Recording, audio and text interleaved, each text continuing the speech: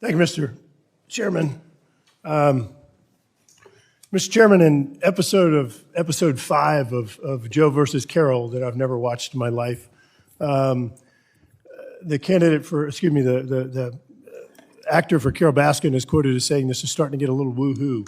And I think her point is that it's crazy, it's insane what's happening right now.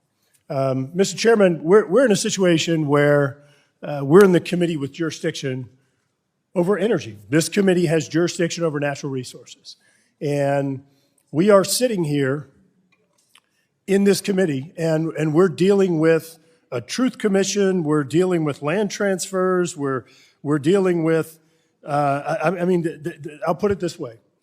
There's not a single constituent in the months and months and months that we've been traveling around our district that has said, I want you to do a single one of these bills. Not a single constituent. Mr. Chairman, the President of the United States is going to get on an airplane, get on Air Force One with all the emissions, and he's going to travel 13 hours and 40 minutes. He's going to travel 6,736 miles to go to Saudi Arabia to go negotiate oil coming from Saudi Arabia to the United States to help bring down the absurd energy prices that Ranking Member Westerman brought up before. Now, being the environmentally conscious person that I am, not to mention representing, the United States, we've calculated some closer places he could go where you can find energy. And by the way, this employs Americans and puts money in our pockets rather than into Saudi Arabia. You can come down to my home state. I do it every week. It's about 1,000 miles. You can go to California, where I'm sure Mr. Huffman would love to have you all come. Nearly less than 2,500 miles. They have energy there. You can go to North Dakota. You can go to Ohio, Maryland, Pennsylvania, Oklahoma. I was in the Permian last week. You've got energy all over the place, and thank you. They're being invited to Colorado as well. That's right, y'all have energy in Montana. Now look, these are various reports. The President of the United States is going to go to Saudi Arabia, as I mentioned. He's going to go to Venezuela. He's going to go to Iran. And of course, the White House says that OPEC action's not enough. We're going to get the Federal Trade Commission involved as well. Look, Mr. Chairman, this isn't rocket science. We had low energy prices, and let me reiterate to those of you that care about the environment, and we had lower emissions. Get the Senate letter. We had lower emissions under the previous administration. Low prices and lower emissions. Now, roll your eyes, call me out on it, fact check it. I dare you. This president has resulted in higher emissions, unaffordable energy prices, and energy security that's a complete disaster. The Senate letter. We don't have it. Okay.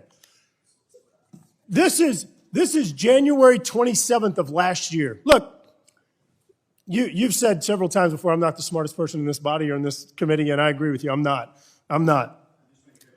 Yep. January 27th of last year. This is what we posted.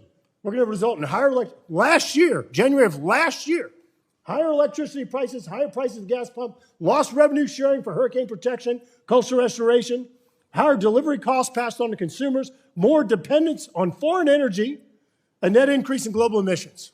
I'll say it again, and you remind me usually at each markup, I'm not the smartest person in this room, but I could look at this administration's policies and tell where we were going.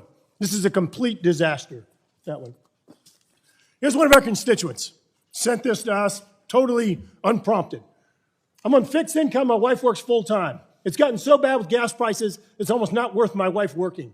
We're struggling to make our bills because everything is so high. Can you please fight as hard as you can to lower gas prices, especially with our state being an oil and gas state? Your constituents are hurting. This is David from Denham Springs, Louisiana. Mr. Chairman, what in the world are we doing? What in the world are we doing in this committee? Sitting here, spending time doing this kind of stuff. This is a complete waste of time in regard to the true priorities of Americans across the country. But I'll tell you what, Mr. Chairman, don't take my word for it. Here's a Democrat congressman from California. Voters are beyond furious. It's called desperation. I don't hear anything about other national issues we're focusing on in Washington. The thing I hear about is gasoline. What are you doing to bring down the gas prices? This is trashing our economy. It's trashing our country. Therefore, amendment number 2 is an amendment that helps to ensure that gas prices come down.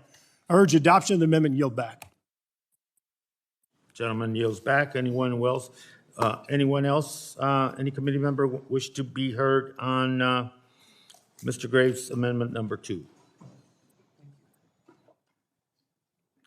Hearing no further debate, the question is on the Graves amendment number 2.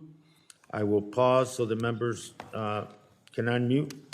All those in favor of the amendment Graves number 2, please indicate by saying aye. Aye. Aye. All those opposed to Graves amendment number 2 indicate by saying no. No. No. The opinion of the chair, the noes have it, and the amendment is not agreed to.